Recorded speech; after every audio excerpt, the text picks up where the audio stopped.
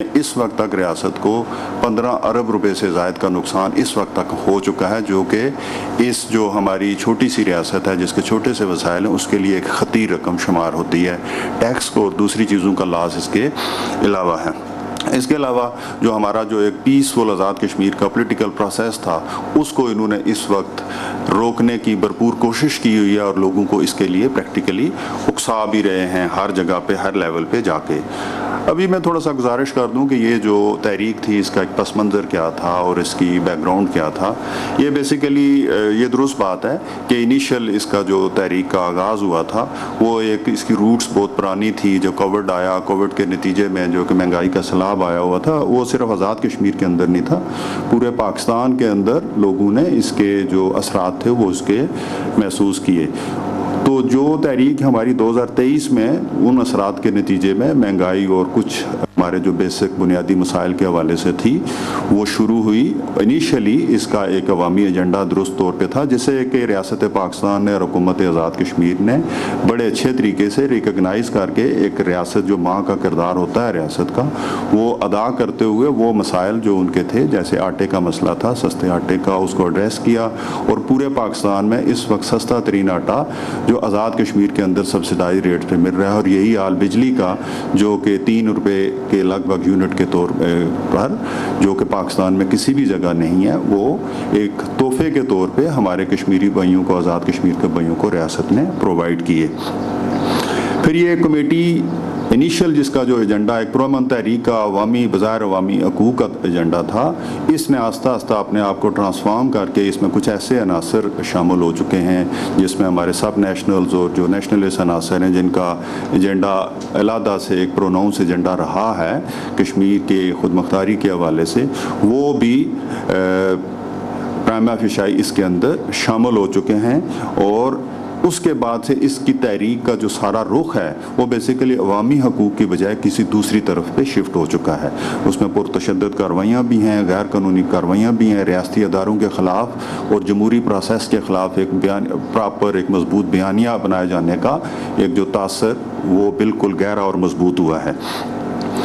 फिर ये अवामी action committee जो अभी कालादम हो चुकी है, ये किसी भी सतह पे कहीं पे रजिस्टर्ड भी नहीं हुई और ये आस्ता आस्ता इस अपनी नॉन रजिस्ट्रेशन के स्टेटस को लेके आस्ता आस्ता इसने सिविल नाफरमानी और इवन बाकायदा बगावत पर उकसाने वाली एक तंजीम के तौर पर सामने आना शुरू हो गई है। और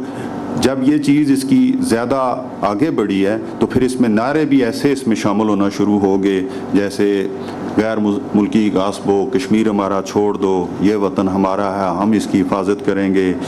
सोलतकारो सुन लो, हम तुम्हारी मौत हैं। और इसी तरह जो हमारी रियासती अदारे और फ़ौज के ख़िलाफ़ इस तरह के बयानात, इनका एक बहुत ही प्रोनाउंस्ड एक बयानिए के तौर पे सामने आना शुरू हुए हैं। आज जो नारे बुलंद हो रहे हैं ये इस चीज़ का बड़ा वाज़िया सबूत है कि एक्शन कमेटी का असल एजेंडा इस वक्त क्या बन चुका है। तो जैसे एक बयानिया उनका ये अभी जो उनके फ़ॉरेन में बैठे हुए जो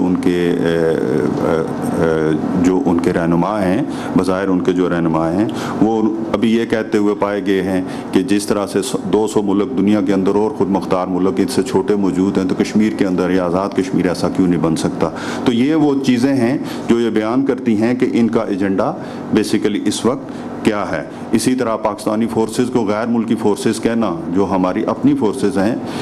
उनको अगर गैर मुल्की फोर्सेस कोई चीज़, कोई अदारा या कोई तंजीम कहेगी तो उसका मतलब क्या हो सकता है। इसी तरह मंगला की बिजली की तरसील रोकने का भी एक बयानिया और एक नारा और लोगों को इसके ज़रिए इश्ताल दिलाने की कोशिश की गई। ये वो सारी बातें हैं जो ये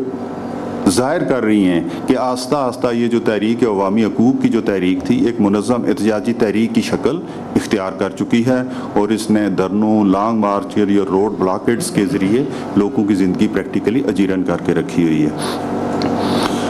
इसके अलावा इसकी एक लंबी स्टोरी है। जब ये इनका पहला जब धरना शुरू हुआ और सेकंड स्टेज पे जब आया तो मई 2023 में इनके जो शर पसंद अनासर थे उन्होंने बेशुमार ऐसी पुरतशद्दद कार्रवाइयाँ की, जैसे जो डियाल में असिस्टेंट कमिश्नर के दफ्तर पर हमला किया गया और इसकी सरकारी गाड़ी को नजर आतश किया गया। फिर उसके बाद जब इनका दोबारा दूसरा लॉन्ग मार्च हुआ सदारती आर्डीनेंस के खिलाफ नवंबर 2024 में, इसमें इस्लामाबाद पुलिस के हमारे जो एहलकारान थे उनको यरगमाल बनाकर उनकी वर्दियाँ उतार कर उनको लटकाई गई। फिर इसी तरह सिंबॉलिकली इस मार्च के दौरान टिम्बर का डंडा जो था वो ऐसे तरीके से मुतारफ़ कराया गया कि जो तशद्दुद के अनासर को या तशद्दुद की अलामत के तौर पर वो एक ज़ाहिर किया गया। इसी तरह चमियाटी में दीर कोर्ट के मुकाम पर असिस्टेंट कमिश्नर अमजद कादर साहब को जो है वो खंजर के वार करके उन्हें कत्ल करने की कोशिश की गई। SP हमारे जो बाग के थे रियाज मुगल साहब, उन समेत दीगर एहलकारों को यरगमाल बनाकर तशद्दुद का निशाना बनाया गया। इसी तरह बेशुमार और ऐसे तशद्दुद के वाक़यात थे जो ये वाज़ेह तौर पर यह ज़ाहिर करते थे कि ये तंजीम इस वक्त पुरअमन अवामी हकूक़ की तहरीक की बजाय एक पुरतशद्दुद और गैर कानूनी तहरीक का दर्जा जो है वो हासिल कर चुकी है। अभी जो रिसेंट इनकी कार्रवाइयाँ जारी हैं तहरीक की, उसमें कलदम तहरीक ने के जो लोग हैं उन्होंने बेशुमार जगहों पर रोड ब्लॉकेट्स किए हैं, दरख्त गिरा कर रास्ते बंद किए हुए हैं, जिसकी वजह से लोगों को आमदोरफ्त में शदीद मुश्किलात का सामना है। और इसके अलावा अशियाए खुर्दनोश की जो गाड़ियाँ पाकिस्तान की तरफ से आज़ाद कश्मीर में एंटर होती हैं उनको रोक कर अशियाए खुर्दनोश की एक मसनूई किल्लत पैदा करने की कोशिश की गई है, जिसकी वजह से आज़ाद कश्मीर में लोगों को अशियाए खुर्दनोश महंगे दामों पर मिलने की शिकायत भी जो है ना वो ज़बान ज़दाम है। और इसकी बराह रास्त ज़िम्मेदारी इस जो एहतजाजी तहरीक और एहतसाजी धरने और इसके नतीजे में जो एक्शन हो रहे हैं उस पर आयद हो रही है कि बेसिकली आप ये इस हद तक आ चुके हैं कि इन ह्यूमन शील्ड के तौर पर लोगों को यूज़ करना भी शुरू किया है। जैसे आप ये शिकायत हैं आपने देखे होगा कि वाज़ेह तौर पर फुटिंग्स मौजूद हैं कि बच्चों को और पर्टिकुलरली ख़वातीन को एक ह्यूमन शील्ड के तौर पे इनके अंदर लोगों को शामिल कर रहे हैं, जो कि एक ख़तरनाक बात भी है और इसके जो आगे जो असरात हो सकते हैं वो बुरे हैं, बहुत नुकसानदेह हो सकते हैं। रिसेंटली हजीरा में एहतजाजी तहरीक के इन्हीं जो नुमाइंदगान हैं और उनके जो एहलकारान हैं उन्होंने जबरन सड़क और बाज़ार को बंद कराने की कोशिश की है, जिसको इंतज़ामिया ने और सिक्योरिटी फोर्सेस ने बड़े खुश उसलूबी के साथ उसे टैकल किया और इन रास्तों को दोबारा ओपन करवाया है। मैं गुजारिश करूं कि हमारे आज़ाद कश्मीर के जो लोग हैं और ख़ास तौर पे हमारे रावला कोट और पुंछ बेल्ट के जो लोग हैं वो बड़े पुरअमन लोग हैं और वो बहादुर लोग हैं, लेकिन वो कभी भी रियासत और रियासती अदारों के ख़िलाफ़ कभी भी उनका कोई एक्शन, कभी भी उनकी एक जदोजहद की एक हिस्ट्री है, वो रियासत के ख़िलाफ़ और रियासती अदारों के ख़िलाफ़ कभी कोई इस तरह का कोई बयानिया या कोई एक्शन नहीं ले सकते। ये बिल्कुल कुछ थोड़े गुमराह कुन ऐसे अनासर हैं जिन्होंने एक एजेंडे के ज़रिए नौजवान नस्ल को, हमारे कुछ मासूम लोगों को गुमराह किया हुआ है। आज़ाद कश्मीर की अक्सरियती आबादी और मेजर जो एक वाज़ह जो अक्सरियत है वो एक पुरअमन शहरी के तौर पे, पुरअमन लोगों के तौर पे रहने की हमेशा से ख्वाहिशमंद और दाई रही है। चीज़ें जो की हैं उसमें कलअदम कमेटी ने मस्जिदों के तक़द्दुस को पामाल किया है और अपने मज़मूम मकासद के लिए, ऐलानात के लिए एक प्लेटफार्म के तौर पर उन्हें यूज़ करना भी शुरू किया है। फिर सोशल मीडिया के ज़रिए झूठी अफवाहें और झूठा प्रोपेगेंडा और AI के ज़रिए झूठी इस तरह की वीडियोस पोस्ट करके और पुरानी डेट्स की पुरानी वीडियोस को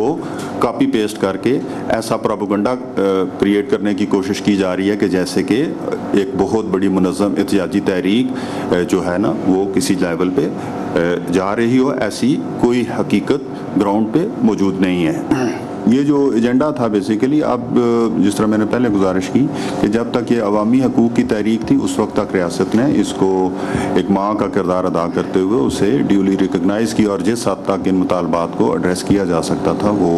उससे किया। लेकिन अब जो रियासती अदारों के पास क्रेडिबल इंफॉर्मेशंस हैं, ऐसी इंफॉर्मेशन मौजूद हैं कि यहाँ पे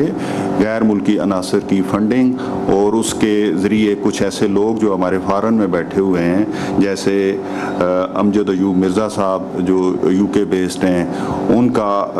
कोई ऐसे सबूत अदारों के पास मौजूद आए हैं कि जो कि भारतीय फंडिंग के ज़रिए ओवरसीज़ कश्मीरी को यकजा करके पाकिस्तान के ख़िलाफ़ इस्तेमाल किया जा रहा है। इसलिए अवाम नाज़ से हम ये रिक्वेस्ट करते हैं कि वो ऐसी जो मन गढ़ंत सोशल मीडिया के ऊपर जो प्रोपेगेंडा जारी है उस पर कान ना धरें और आज़ाद कश्मीर के लोग, जैसा कि वो एक पुरअमन खित्ते के पुरअमन बासी हैं, वो इन बातों पे यकीन ना करें और जो हमारा जो ड्यू पॉलिटिकल प्रोसेस है उसमें शामिल हों, और ताकि हमारी रियासत के अंदर जो एक पुरअमन फ़ज़ा थी वो दोबारा बहाल हो सके। अभी मैं गुजारिश करूँगा अपने कोलीग DH साहब इरफान मसूद कशफी साहब से कि वो सिक्योरिटी के हवाले से कुछ चीज़ें इसमें बयान करें। जी शुक्रिया सेक्रेटरी साहब, और मीडिया के मुअज़्ज़ज़ नुमाइंदगान की तशरीफ़ आवरी का भी शुक्रिया। जैसे कि सेक्रेटरी साहब ने आपको एक ओवरव्यू दिया है, उनके अशिया खुर्दनोश के जो ट्रक्स हैं उनको नहीं आने दिया जा रहा, हालांकि जो मुसल्लह जत्थे हैं इनके जो कारिंदे हैं वो ज़बरदस्ती लूट मार करते हैं, रोकते हैं ऐसे ट्रक्स को जो आते हैं, जिसकी वजह से जो मालिकान हैं उन ट्रक्स के और जो ट्रांसपोर्ट कंपनीज़ के लोग हैं वो कतरा रहे हैं यहाँ आने से। इसी तरह जो हमारे आज़ाद कश्मीर की हदूद के अंदर खुसूसन पुंछ डिवीज़न में मुख्तलिफ़ मकामात पर इस तंजीम के जत्थे और कारिंदे वो रुकावटें खड़ी करके आम आवाम से उनकी, चाहे वो कारों पे हों मोटरसाइकिल्स पे हों,